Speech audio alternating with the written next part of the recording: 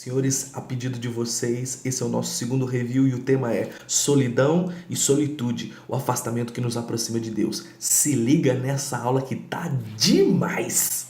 Você já parou para pensar o que seria a oração? A oração é a forma de você pedir algo a Deus. A oração é o que move a mão de Deus. A oração é um pedido forte. Tem oração forte, oração fraca, oração de poder, de manto, de neguebias. Tem oração de tudo quanto é jeito. Se a oração é uma forma, é uma tática, é um instrumento de ativação de algo que até então estava inativo, se a oração é isso tudo, então o poder de Deus está refém de um pedido. Ou seja, Deus quer fazer, mas ele fica com um joguinho lá no céu. Quer saber? Eu só vou fazer se alguém me pedir. Eu não vou fazer porque eu quero, não. Deus é volúvel a um pedido, ou seja, eu não vou fazer.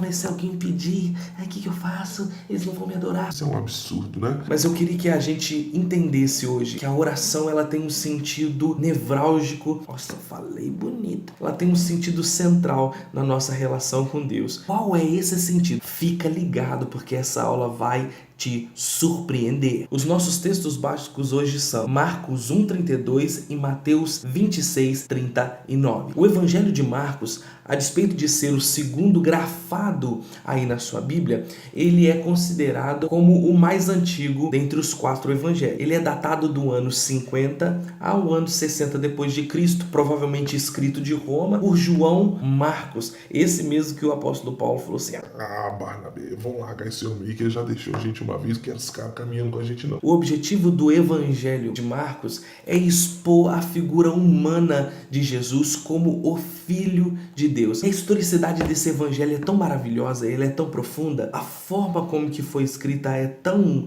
inexplicavelmente maravilhosa, que a despeito do Deus homem ser todo poderoso, fazer milagre, expulsar demônios, manifestar o poder de Deus, ser o Cordeiro de Deus, a encarnação do Deus vivo, ele também é ser humano. Ele não foge das suas demandas interiores, ele não foge das disciplinas que um homem reto precisa ter para guiar a sua vida, ele não foge das suas crises de um coração humano. A gente vai falar um pouquinho mais a respeito disso. Perceba no verso 35 de Marcos 1 que após um dia cansativo, um dia de fazer tantos milagres, um dia de curar tantas pessoas, Jesus poderia pegar um embalo do ministério dele que estava dando muito certo, fazer uma grande turnê por aquela região. Mas Jesus, ele entendendo as demandas do seu próprio coração, sabe o que ele faz? Ele vai orar.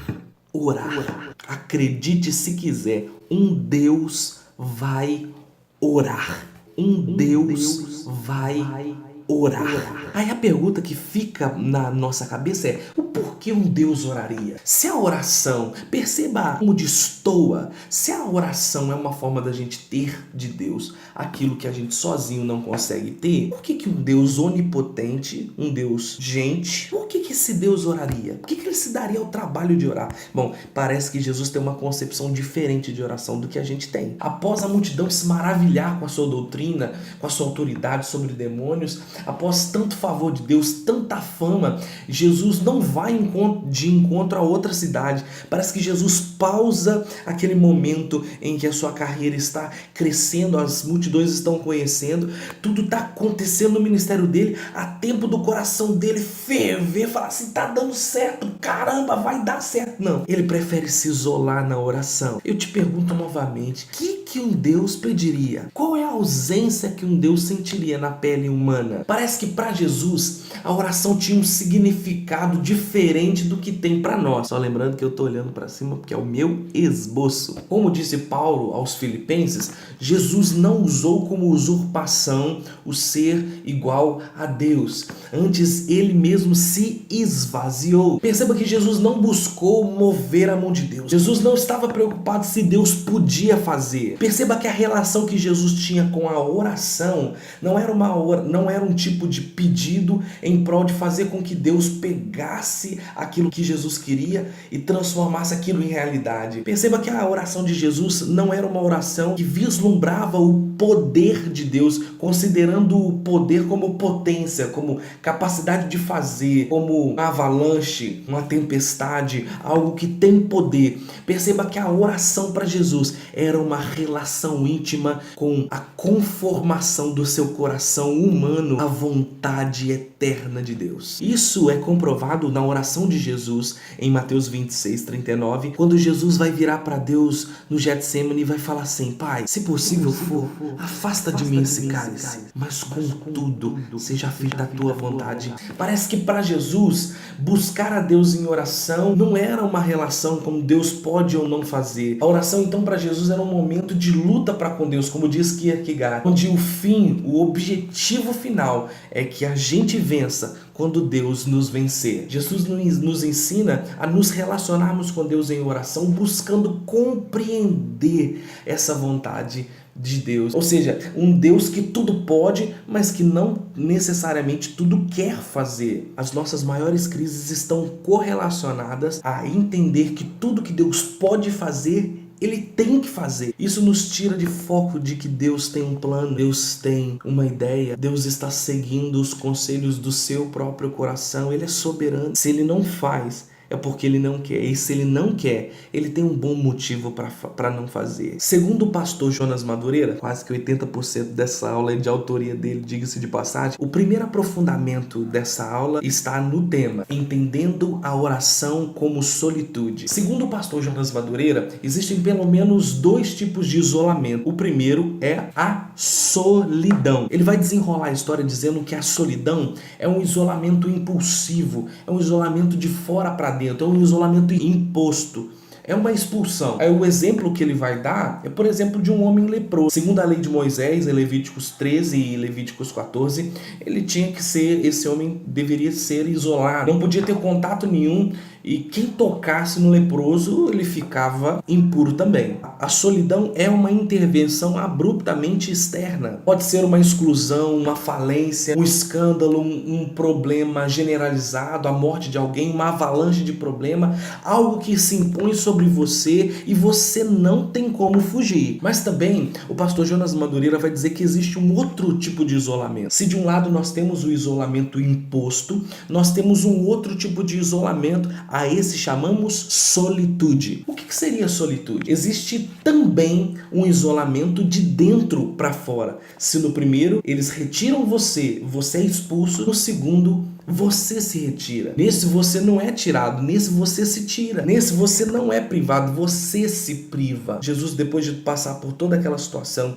de cura, libertação, mover de Deus, ao invés dele ir para a multidão, ele decide se afastar. Ou seja, para não se deixar levar por resultados positivos demais, ou mesmo notícias negativas, ou situações que iriam elevar o coração de Jesus mais do que o necessário, ou rebaixar o coração de Jesus a uma aflição mais do que necessária, Jesus vai guardar, vai proteger o seu coração se afastando da multidão. Jesus vai usar de um isolamento proposital para se aproximar de Deus.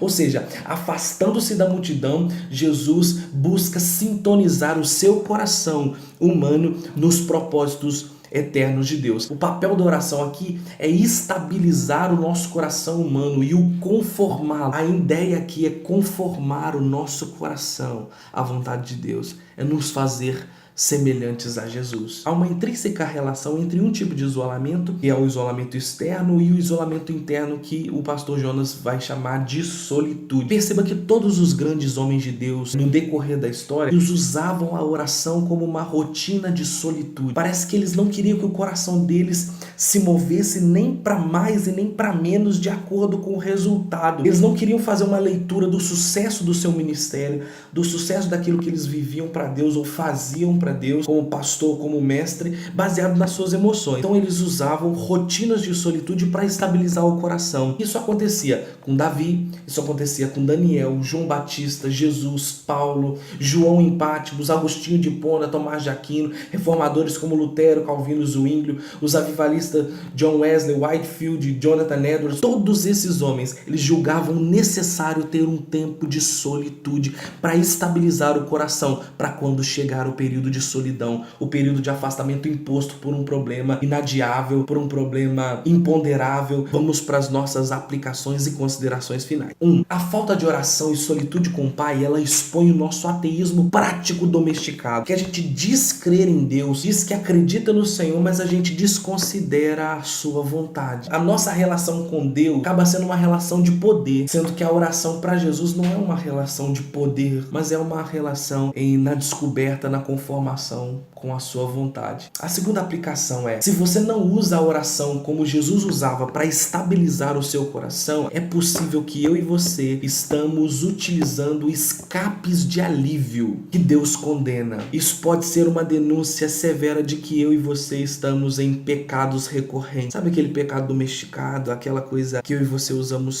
para algum tipo de alívio de tensão, alguma coisa que deveria ser levado a Deus em oração, e o próprio contato com a presença de Deus em oração, assim como aconteceu com Jesus, aliviar o nosso fardo. É possível que, se a gente tem uma relação errada com a oração e com o Pai, a gente esteja usando os escapes errados. C. Você não precisa de uma estratégia nova para vencer seus pecados, ou se livrar das suas ansiedades vinculadas a propósito, ou seja lá o que for. Eu e você precisamos resgatar o sentido de solitude, de tempo com Deus. Como diz Ian Balls, enquanto nós procuramos melhores métodos e melhores estratégias, Deus está atrás de melhores homens. Quarta e última aplicação: sem solitude, sem um afastamento por vontade própria, sem você conseguir olhar para a sua rotina e falar assim: eu preciso ir para os braços do Senhor, eu preciso separar um tempo para falar com Deus, para o meu coração estabilizar, eu não dar nem a mais e nem a menos daquilo que o Senhor quer para a minha vida. Sem esse tempo de isolamento, a solidão, o afastamento abrupto, o momento do inevitável, o momento em que acontecerem situações imponderáveis sobre a sua vida, vão te sufocar e você vai acabar retrocedendo. Você vai bater pino, você vai surtar, o mundo não vai dar trégua, nem você mesmo se dará trégua. No momento da solidão de Jesus, no momento do inevitável, Jesus poderia surtar e dizer: Deus, você não é pai coisa nenhuma, eu tô passando aqui, eu vim aqui te obedecer, eu vim aqui cumprir a tua vontade, cumprir o teu querer e fazer aquilo que o Senhor achou melhor, mas o Senhor me deixa nesse sofrimento. Jesus poderia perder a cabeça, mas eu te pergunto, por que Jesus não perdeu a cabeça humanamente? O que fez Jesus, no auge da sua dor, regado a gotas de sangue, ter o seu coração conformado à vontade do Pai, mesmo sabendo que o sofrimento seria inevitável? Foi conhecer o caráter de Deus nos seus momentos de solidão. O que vai estabilizar o meu e o seu coração, meu amado e minha amada, é voltar a Deus em oração. É a gente se excluir do convívio das nossas rotinas de vez em quando, talvez diariamente, assim como os reformadores e avivalistas faziam, em prol de o nosso coração não se deixar levar por resultados nem positivos e nem negativos. O que nos interessa não é as coisas acontecerem. O que nos interessa é, assim como Jesus, cumprir a vontade do nosso Pai. Estamos chegando no final de mais um vídeo. Eu espero sinceramente, como eu falei no anterior, que a despeito da limitação dessa tela, você tenha sido abençoado de alguma forma. Bom, nós temos novidade. Fica aqui a dica para vocês daquilo que está chegando. Se eu fosse você, eu não pedi a aula. Olha o que chegou, olha o que chegou. Não mostro mais. Vai ter que ir na aula dessa semana. Eu espero você sem dúvida.